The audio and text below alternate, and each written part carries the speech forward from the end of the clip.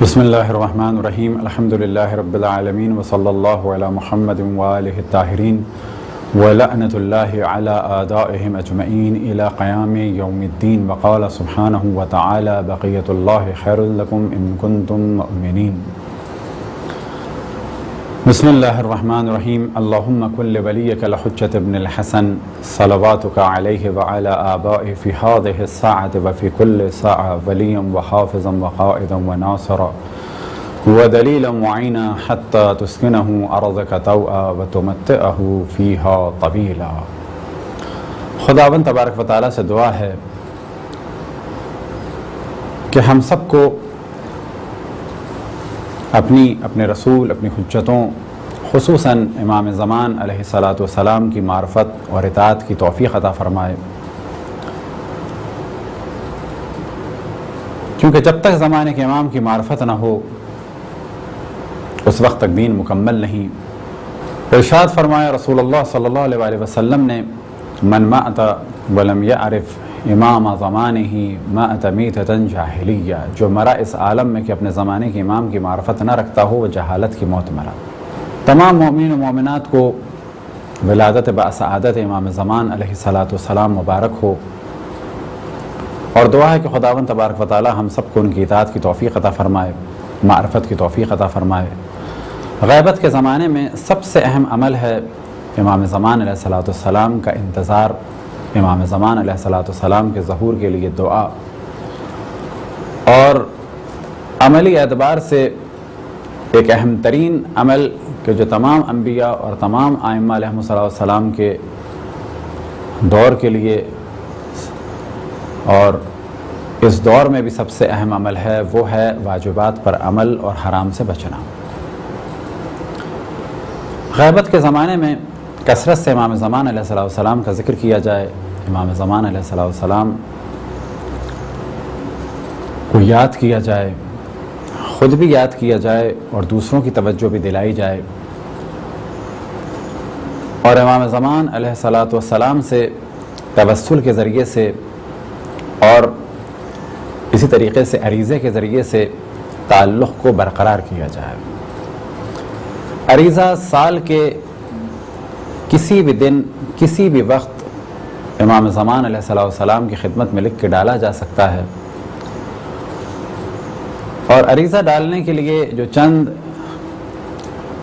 جگہیں کہ جن کا ذکر علماء کرام نے فرمایا وہ یہ کہ دریا میں ڈالا جائے، نہر میں ڈالا جائے، یا سمندر میں ڈالا جائے، یا کنویں میں ڈالا جائے، یا کسی بھی معصوم کی ذریعے میں ڈال دیا جائے۔ اب دریا یا سمندر یا کنواں تو اس جانب توجہ رہے کہ وہ پانی نجس نہ ہو، اسی طریقے سے ایسی جگہ نہ ہو کہ جہاں پر کسی بھی مقدس ورق کی، چاہے وہ قرآن کا ہو اور چاہے وہ عریضے کا ہو، اس کی توہین نہ ہو۔ فرض کریں کہ کنویں میں عریضہ ہم ڈالتے تھے اور اب اس کنویں میں کوئی نجاست ہے، تو اب اس کنویں میں عریضہ ڈالنا صحیح نہیں ہوگا۔ اسی طریقے سے اگر کنویں میں عریضہ ڈالتے تھے، نجاست تو نہیں لیکن اور بہت ساری گندگیاں ہیں، تو ایسی صورت میں بھی کہا جائے گا کہ ایسی صورت میں بھی عریضہ ڈالنا صحیح نہیں، کیونکہ یہ ایک مقدس ورق کی یا لکھائی کی آیت قرآن کی توہین مانی جائے گی۔ ممکن ہے کسی کے ذہن میں سوال آئے کہ دریا یا سمندر یا نہر نجس ہو سکتے ہیں، تو جواب یہ ہے کہ دریا یا سمندر یا نہر کچھ دیر کے لیے بلا شک کچھ حصہ ضرور نجس ہو سکتا ہے۔ فرض کریں کہ ایک چھوٹی سی نہر میں کئی بکروں کا خون ڈال دیا جائے تو جتنا حصہ لال ہوگا وہ نجس ہو جائے گا، اور جب تک وہ لال ہے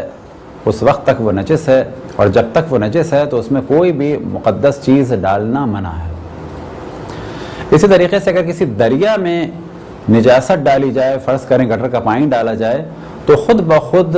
ایک خاص جگہ بن جاتی ہے کہ جہاں پر پانی متغیر ہوتا ہے۔ فرض کریں کہ یہ دریا بہہ رہا ہے، یہاں سے گٹر کا پانی آ رہا ہے، تو دریا میں ایک خاص جگہ بن جائے گی کہ جس کے بارے میں کہا جائے گا کہ اس جگہ کسی بھی مقدس چیز کو ڈالنا جائز نہیں ہے، کیونکہ یہ اس وقت گٹر کا پانی ہے اس جگہ پر۔ ہاں آگے کہیں ڈالا جائے تو کوئی حرج نہیں۔ یہ ایک موضوع ہے جو کچھ دن پہلے بھی ہم نے بعض جگہ لیکچرز مجالس میں ڈسکس کیا اور اسے آپ کی خدمت میں بیان کریں کہ بے شک سمندر نجس نہیں ہو سکتا، لیکن اگر بہت بڑی مقدار میں اس میں نجاست ڈالی جا رہی ہو تو جس جگہ وہ نجاست ہے اس جگہ کسی مقدس چیز کا ڈالا جانا جائز نہیں ہے۔ لہذا کراچی میں نیٹی جیٹی کے پل کے ارد گرد عموماً پانی گٹر کا ہے، لہذا اسے کسی ڈول کے ذریعے سے آپ نکال کے دیکھیں تو وہاں پر مقدس اوراق یا عریضے نہ ڈالے جائیں۔ کم سے کم کوشش کریں کہ کماڑی کی جانب جائیں، کیونکہ وہاں پر منوڑا قریب ہے اور نجاست ڈیزالو ہو چکی ہے۔ اسی طریقے سے اگر سمندر میں عریضہ ڈالیں یا دریا میں عریضہ ڈالیں تو اس جانب بھی توجہ رہے کہ ایسا نہ ہو کہ یہ عریضہ ساحل پہ آئے اور ان مقدس اوراق کی توہین ہو۔ اب وہ چاہے اوراق قرآن مجید کے ہوں، دعاؤں کے ہوں، چاہے عریضہ ہو، کیونکہ اس میں جگہ جگہ خدا رسول اور ائمہ علیہ السلام کے نام ہیں۔ اسی طریقے سے بعض آیات اور بسم اللہ الرحمن الرحیم لکھا ہوا ہے، اور جس کاغذ پہ بھی بسم اللہ الرحمن الرحیم لکھا ہو اس کا حکم وہی حکم ہے کہ جو قرآن مجید کا ہے۔ بس اگر کوئی کلفٹن وغیرہ میں عریضہ ڈالتا ہے تو کہا جائے گا اس جگہ نہ ڈالے کہ جس جگہ وہ بہہ کے آئیں اور لوگوں کے پاؤں کے نیچے آئیں۔ بس بعض لوگوں نے پریشانی کا اظہار کیا کہ نیٹی جیٹی میں نہ ڈالیں تو کیا کریں، ہمارے بزرگ تو ڈالتے تھے۔ ہاں، جب آپ کے بزرگ ڈالتے تھے تو اس وقت وہاں پر گٹر کے پانی کی یہ مقدار نہیں تھی۔ فرض کریں کہ بعض ندیاں، بعض نہریں ایسی ہیں کہ جو کسی زمانے میں پاک ہوتی تھیں۔ مثال کے طور پہ کراچی میں بہنے والی وہ ندی کہ جو گلشن اقبال سے ہوتی ہوئی لالو کھیت اور آگے تک جاتی ہے، یہ ندی ایک زمانے میں نیلم پوائنٹ کا اس میں پانی آتا تھا اور سوراب گوٹ تک یہ پانی تقریباً پاک ہوتا تھا، لیکن آج وہاں پر یہ پانی نجس ہے۔ تو کل اگر کوئی وہاں پر اس پانی کو پاک سمجھے اور اس کو پاک سمجھتے ہوئے کو کام انجام دے تو کہا جائے گا اس زمانے میں وہ پاک تھا، لیکن اب یہ ندیاں بالکل ایک گٹر کا نالا بن چکی ہیں۔ تو نیٹی جیٹی کا پانی اگر آپ لوگ سمجھتے ہیں کہ پاک ہے، آپ اپنی تحقیق کریں، بے شک آپ عریضہ ڈالیں، لیکن عموماً جو ہم نے بھی دیکھا اور اس کے علاوہ بعض افراد نے دیکھا، اس وقت گٹر کے پانی کی بہت بڑی مقدار، ہر وقت کئی ہزار گیلن گٹر کا پانی وہاں پر گر رہا ہوتا ہے۔ اب اگر آپ عریضہ ڈالنا چاہیں تو کیماڑی کے پاس جا کے ڈالیں، کیونکہ وہاں پر نجاست نہیں پہنچ پاتی اور منوڑا کے پانی کا وہاں پر زور ہے۔ کلفٹن کی جانب اگر ڈالنا چاہیں تو اس جگہ نہ ڈالیں کہ جہاں پر پاؤں میں آنے کا خطرہ ہو، بلکہ کریک کی جانب جہاں بعض ریسٹورنٹ وغیرہ بنے ہوئے ہیں اور وہاں پر عموماً لوگ پانی میں نہیں اترتے، بڑے بڑے پتھر پڑے ہوئے ہیں، اگر عریضہ واپس پلٹ کے بھی آئے گا تو کسی پتھر پہ رہے گا اور اس کی بے حرمتی نہیں ہوگی۔ تو اس جانب خود بھی توجہ دیں، دوسروں کی بھی توجہ دلائیں،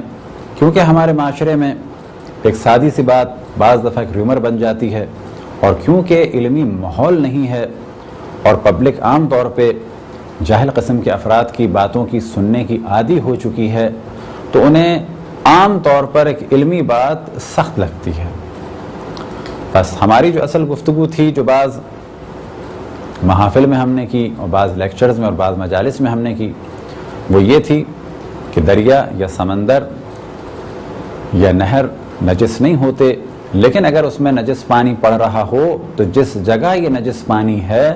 تو جب تک یہ ریزالو نہ ہو جائے اس جگہ اوراق قرآنی یا مقدس چیزوں کو ڈالنا صحیح نہیں ہے۔ اور نیٹی جیٹی میں عام طور پر گٹر کا پانی ہے، اور یہ گٹر کا پانی اتنی زیادہ مقدار میں ہے کہ اسے مطلق پانی کہنا مشکل ہے۔ البتہ ممکن ہے کوئی کہے کہ منوڑا کی جانب یا کیماڑی کی جانب بھی پانی کالا کالا سا ہے، تو اس کا معیار یہ ہے کہ کسی ڈول میں یا ہاتھ میں اس طرح سے اٹھا کے دیکھیں، اسے سونگھ کے دیکھیں، اگر وہ پانی مطلق لگتا ہے تو وہاں پر آپ عریضہ ڈالیں، ورنہ کوشش کریں کہ عریضہ کسی ایسی جگہ ڈالیں کہ اس کی توہین نہ ہو۔